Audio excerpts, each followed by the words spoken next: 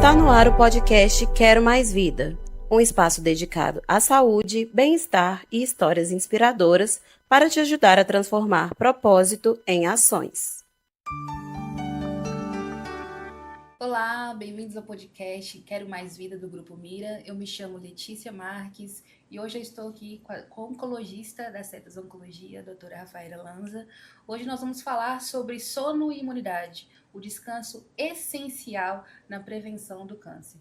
Doutora, hoje no nosso dia a dia, muitas pessoas gostam de dormir do lado do celular, que é algo que todo mundo sabe que é maléfico, mas todo mundo não consegue deixar de ficar sem o celular. Mas como que isso pode ser prejudicial ao ponto de desenvolver uma doença crônica nas pessoas, que todo mundo deixa para lá como é algo que não instantâneo, que vai ser a longo prazo?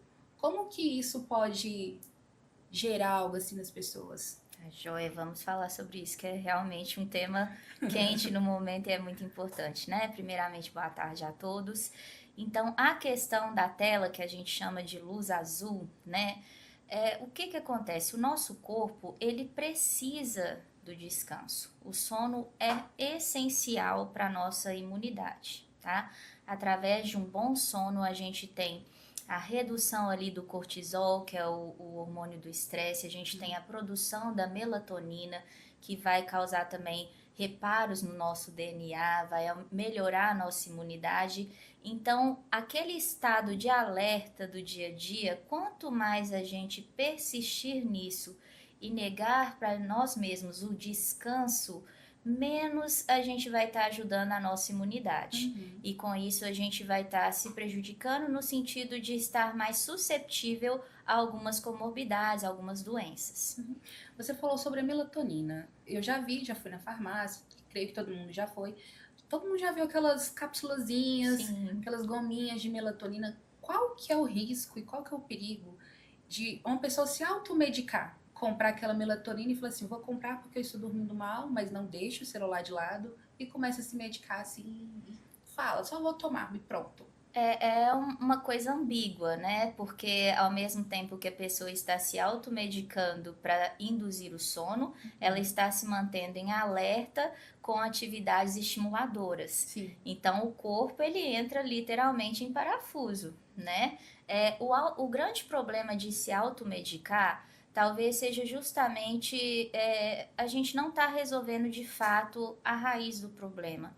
Às vezes aquela insônia, aquela dificuldade para dormir, ela tem causas muito mais fáceis de ser resolvidas do que demandando de uma medicação em específico. Até porque o nosso corpo já produz a melatonina. Então, é claro que tem que ser feita uma avaliação da causa real daquela insônia, porque caso contrário ela não vai ser resolvida. Aquele problema vai ser só postergado, né? E a pessoa começa a usar melatonina e de fato ela não vai ter uma resolução do quadro de insônia.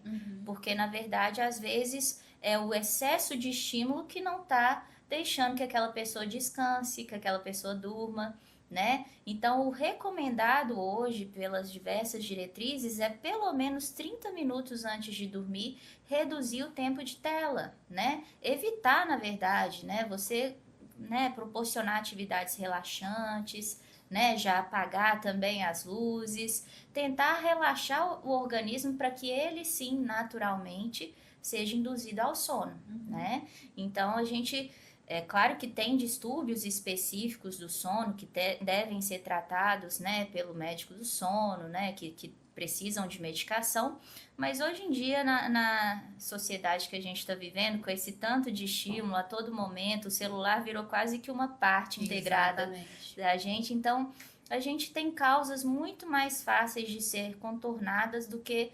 necessariamente usar a medicação, né, ou ouvir falar, né, porque acaba que a melatonina está muito em voga hoje em dia, né, muita gente ouve alguém falar que fez bem e tenta por si só, não consulta o médico, né, toda medicação, se você for parar para pensar, pode, né, deixar o paciente suscetível a um efeito colateral também, né, então tem todos esses riscos e na verdade às vezes é muito mais fácil de resolver criando uma higiene do sono, né, uma atividade relaxante ali próximo da hora de dormir.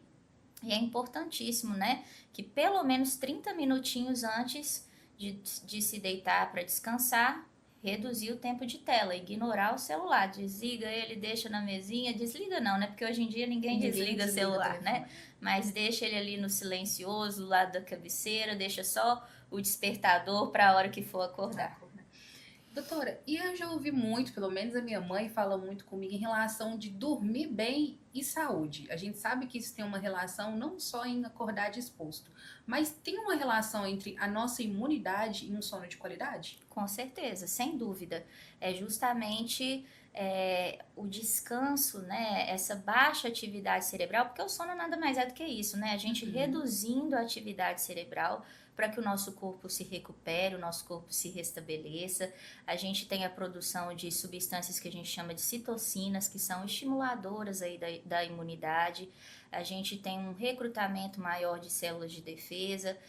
Então é fundamental, a imunidade é isso, é a defesa do organismo. Então é esse o tempo, é como se com o sono o nosso corpo se armasse, né, para enfrentar estímulos nocivos à nossa saúde. Então quando a gente se priva deste tempo, a gente está só se prejudicando e mais vulnerável a gente vai ficar a infecções, a diversos tipos de comorbidades. Pegando esse ganchinho de eu já sou predisposta a uma doença, por exemplo, a diabetes, tô tendo um sono muito ruim, eu já tenho um problema na família de, por exemplo, ter uma tia com um câncer, isso pode me engatilhar para um problema futuro, por exemplo, a desenvolver algum câncer, algum tipo de câncer? Com certeza, estudos já mostram, inclusive, que a privação de sono, né, por diversos motivos, ela pode estar associada, sim, a um aumento de risco de alguns tipos de tumores malignos, como, por exemplo, de pâncreas, de próstata, de mama, né? Então, sim, alguns estudos já comprovam que a privação de sono aumenta o risco para doenças oncológicas. Além de deixar o telefone de lado, né, que isso já é uma coisa que a gente sabe que tem que acontecer, quais as outras dicas assim que a gente pode fazer para melhorar o sono durante a noite? Uma atividade física antes, Com uma alimentação certeza. mais leve, o quê? Uma hidratação mais Com saudável? certeza, né? Há hábitos de vida saudáveis, né, que todo mundo deveria ter, né? Sem dúvida, a atividade física ajuda demais, né? Não só a regular o estresse do dia a dia, né? Mas ajuda também nessa regulação do sono, produz um relaxamento maior à noite, né? É como se o organismo mesmo entendesse que ele precisa descansar, né? Quando a gente ali se alimenta de coisas muito pesadas, às vezes o consumo de álcool, de substâncias que são estimuladoras, por exemplo, cafeína, com certeza vão prejudicar o sono. Então, são todas essas pequenas coisinhas que a gente vai fazendo que fazem a grande diferença posteriormente, né, e vão ajudar a ter um sono de melhor qualidade, né, inclusive atividades relaxantes, yoga, né, claro que assim, a gente sabe que não é possível para todo mundo praticar o yoga, mas é só um exemplo, né, existem outras atividades relaxantes, atividades até simples, né, treinamento de respiração, às vezes, hoje em dia a internet está aí super acessível, às vezes buscar na internet métodos de respiração que trazem relaxamento, né, atividades relaxantes também, ouvir uma música calma, apagar as luzes, reduzir a iluminação mais próximo da hora de dormir, tudo isso vai contribuir para um sono de melhor qualidade.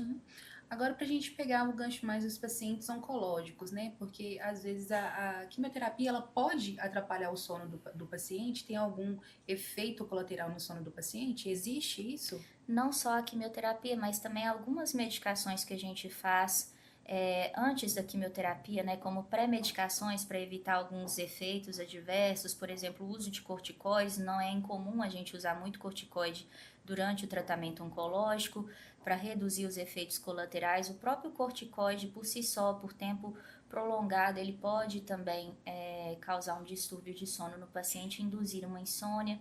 As quimioterapias, a própria situação oncológica do paciente muitas das vezes pode causar uma redução do sono por aquele aumento de cortisol. É como se o organismo do paciente estivesse todo inflamado.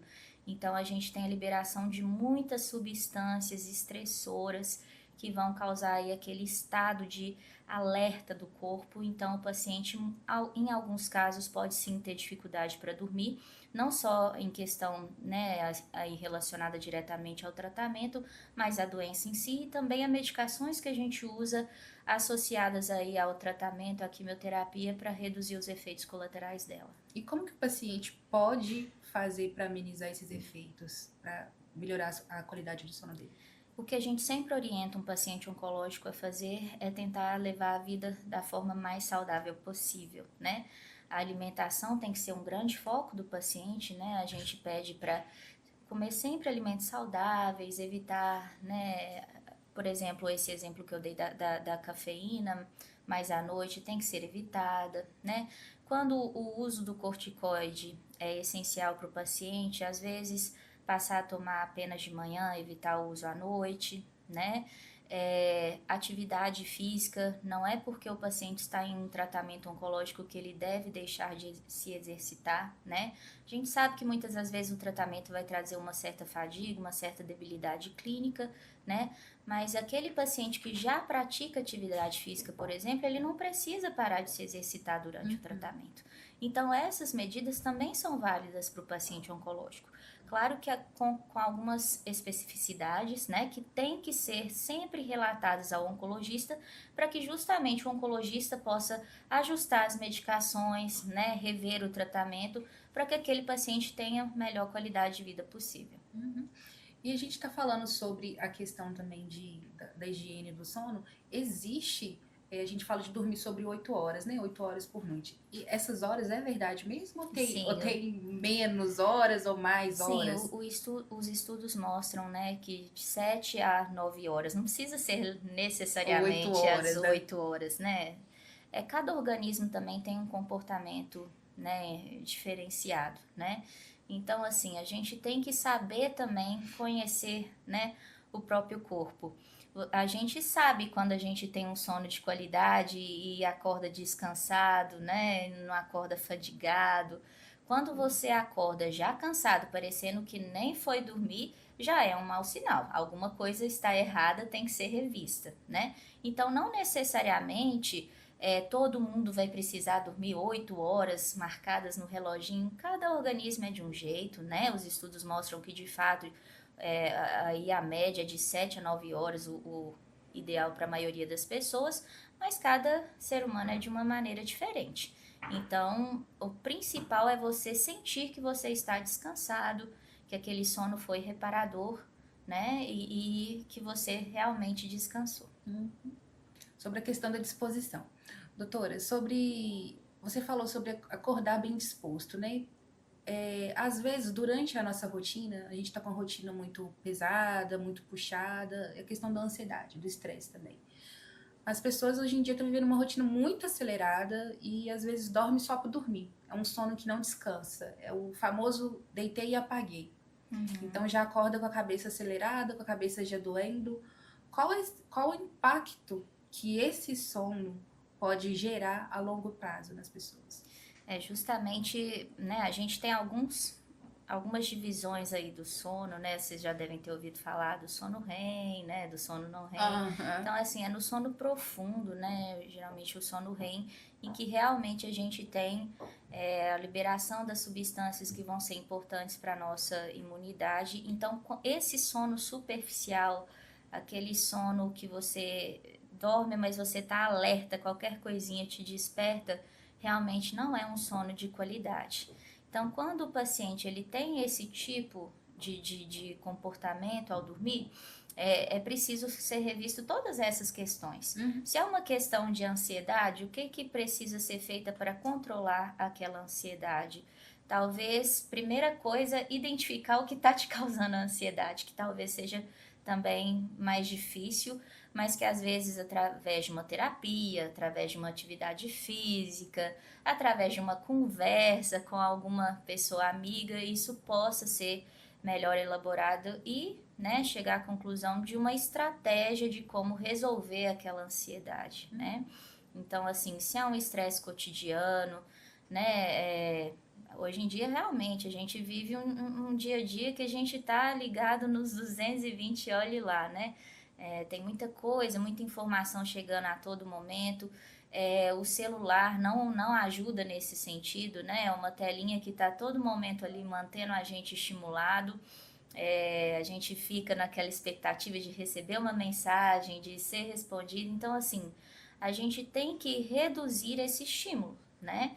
Então, por isso a importância aí de mais próximo de dormir, reduzir um pouquinho essas atividades de tela, tentar fazer atividades relaxantes. A atividade física, sem dúvida, contribui demais para isso. Então, uma vez que você identifique esse sono superficial, a gente precisa traçar estratégias para entender primeiro o que está causando e depois de como resolver, né, esses fatores, tá certo? E para finalizar aqui o nosso programa de hoje, doutora, quais dicas você deixa, ou conselhos você deixa para as pessoas melhorarem a qualidade do sono, a higiene do sono? Então, atividade física, em primeiro lugar, eu acho que ajuda bastante, né? Ter essa atenção de mais próximo da hora de dormir, reduzir o consumo de substâncias que são estimuladoras, cafeína, álcool, né? Evitar este tipo de coisa ao dormir. Alimentos muito gordurosos também são de difícil digestão, então o paciente vai dormir, mas o corpo está ali naquela luta para fazer a digestão, não ajuda. Sem dúvida nenhuma, reduzir, né, a exposição ao celular, à televisão, né, nas horas próximas a dormir, atividades relaxantes nas proximidades da hora ali do sono. Tentar estabelecer um horário, uma rotina, isso é muito importante também, porque às vezes o paciente tem aquela variação, né? Cada dia vai dormir num horário diferente. Isso impacta mesmo? Com certeza, porque a gente tem o ciclo circadiano, né? A gente tem um horário certo, nosso organismo ele precisa de uma rotina, até mesmo para a gente conseguir prover essas horas de descanso que são recomendadas. O que seria o ciclo circadiano? Então, o ciclo circadiano é justamente, como se fosse o relógio biológico que a gente fala, né? Uhum. A gente, em geral, né, a gente tem aquele horário mesmo que já vai nos dando soninho, que ali vão sendo liberadas substâncias que a melatonina mesmo, produzida fisiologicamente, ou seja, pelo nosso próprio organismo, vai sendo liberada e vai reduzindo as nossas atividades cerebrais para que a gente possa descansar. Uhum. Então, isso já acontece naturalmente, né? Então, quando a gente luta contra esse ciclo circadiano, a gente está desregulando o nosso organismo. Entendi. Então, isso sem dúvida nenhuma, não ter uma rotina, não ter um horário correto para dormir, isso sem dúvida nenhuma não ajuda na qualidade do sono. É isso, doutora. Muito obrigada a todos que acompanharam o programa hoje. Obrigada a vocês pela oportunidade de falar de um tema, né, que às vezes é muito pouco abordado, mas que é fundamental. Exato. E durmam, viu? Durmam bem. Durmam bem, exatamente. É isso. Tchauzinho, gente. Esse podcast é um oferecimento do Grupo Mira. Abrace a saúde e viva melhor.